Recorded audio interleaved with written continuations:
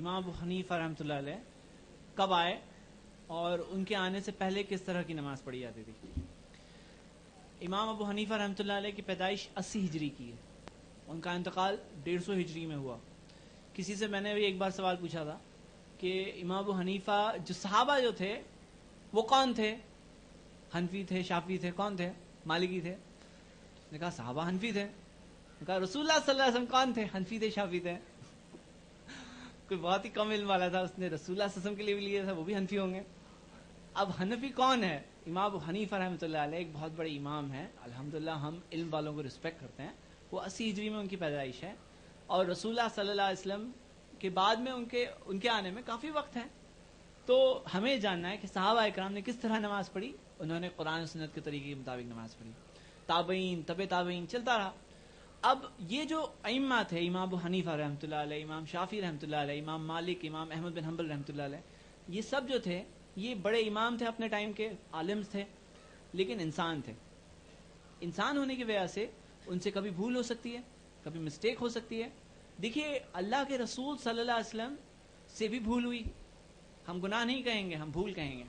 ابس و تولا، سورہ 80 پڑھیے آپ، آیت نمبر 1 سے 10 کہ نبی کے چہرے پر شکن آ گئی، اللہ نے آیت نازل کر دی. سورہ تحریم پڑھیے، سورہ 66 آیت نمبر 1 کہ اے نبی آپ کیوں حرام کرتے ہو وہ جو اللہ نے حلال کیا ہے. تو اللہ تعالیٰ نے نبی کو روک دیا کہ جب کبھی بھول ہوئی اللہ کے رسول صلی اللہ علیہ وسلم سے اللہ نے وحی کے ذریعے نبی صلی اللہ علیہ وسلم کو بتا دیا یہ غلط ہو گیا. اللہ تعالیٰ نے کہا انک بِأَعْیُنٍ، آپ ہماری نظروں میں ہو. لیکن جب امام ابو حنیفہ، امام شافعی، مالک، احمد بن حنبل سے کبھی بھول ہوگی، مسٹیک ہوگی، غلطی ہوگی، تو کیا وحی آئے گی؟ وہی نہیں آئے گی. پھر وہ بھول کا کیا ہوگا؟ وہ بھول وہی باقی رہے گی. تو ہمیں جاننا ہے کہ اماموں کی بات کوئی اگر سنتا ہے، اگر کسی کے نزدیک کوئی امام کی تحقیق بہت اچھی ہے، ان کی بات وہ مانتا ہے، نو پرابلم. لیکن جب کبھی جہاں کہیں پتہ چل گیا کہ اللہ کے رسول صلی اللہ علیہ وسلم نے فلاں چیز کہی ہے اور وہ امام نے یہ بات کہی ہے، تو ہمارے لیے وہ امام کی بات کو چھوڑ دینا لازم ہے. دیکھیے اور ایک بات سمجھیے کہ حدیثیں منتشر تھی، اسپریڈ آؤٹ تھی. ہو سکتا ہے کوئی حدیث جو آج آپ دیکھ رہے ہیں وہ امام ابو حنیفہ رحمۃ اللہ علیہ تک نہیں پہنچی ہو. امام ابو حنیفہ رحمۃ اللہ علیہ کا تو یہ بھی معاملہ ہے کہ ان کی خود کی لکھی ہوئی فقہ کی کوئی کتاب موجود نہیں ہے. ان کی جو ارلیسٹ فقہ کی پرزرو کتاب ہے وہ تقریباً 300 سال بعد کی جو بڑی جو والیومنس کتابیں ہیں. ایک آدھ مسائل یہاں وہاں الگ بات ہے. تو 300 سال بعد ان کے اکثر مسائل جو آج ان کے نام میں بیان کی جا رہے ہیں وہ 300 سال بعد لکھے گئے ہیں. پتہ نہیں انہوں نے کتنے مسائل، کتنے بات انہوں نے ان کی طرف سے، کتنی بات بعد کے آدمیوں لوگوں کی طرف سے.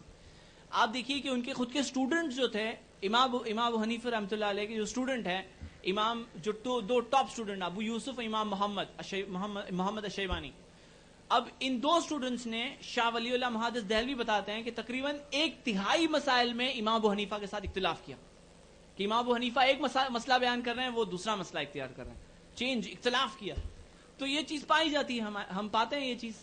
تو یہ جاننا چاہیے کہ انہوں نے کیا چیز سکھائی. انہوں نے سکھائی جیسے ان کا ایک قول جو ابن عابدین اپنی کتاب شرح در مختار جسے شامی کہتے ہیں، رد المختار، اس میں جو نقل کرتے ہیں جلد 1 صفحہ نمبر 63 کہ اذا صحل حدیث فہو مذہبی، جب کوئی صحیح حدیث ملے وہ صحیح حدیث میرا مذہب ہے. انہوں وہ کہہ رہے ہیں کوئی صحیح حدیث ملے وہ میرا راستہ ہے.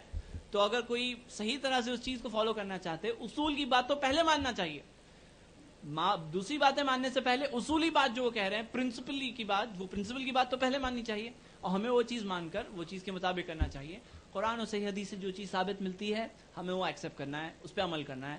اور اللہ تعالیٰ کہتے ہیں قرآن میں سورہ نساء میں ایک آیت اس تعلق سے بڑی سخت ہے جو میں بتانا چاہتا ہوں، آیت نمبر 65 فلا وربک لا یؤمنون، تمہارے اور نہیں تمہارے رب کی قسم وہ ایمان ہی نہیں ہے ان کے پاس. لا یؤمنون، وہ ایمان والے ہی نہیں ہیں، وہ مومن ہی نہیں ہیں. حتی یحکموک فیما شجر بینہم، جب تک اپنے آپس کے سارے اختلافات میں آپ کو فائنل جج نہیں مان لے.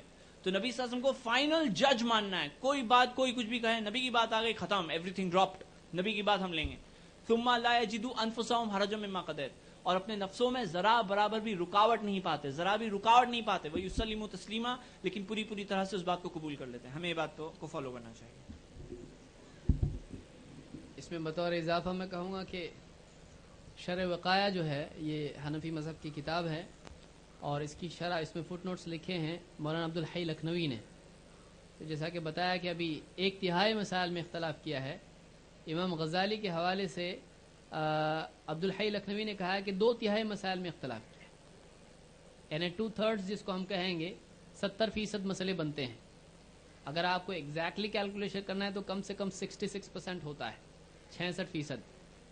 اور آپ ہدایہ اگر کھول کے دیکھیں گے تو اس میں آپ کو دکھائے گا ہر باب میں, ہر فصل کے اندر جو امام ابو یوسف اور امام محمد ہیں اختلاف کرتے چلے آتے ہیں. بہت سارے مسائل میں حلال حرام کا اختلاف ہے, امام ابو حنیفہ کا اور امام ابو یوسف اور امام محمد کا. سوال ہے کہ یہاں پر جو شرک اور بدعت کرتا ہے اس کے ہاتھ سے ذبح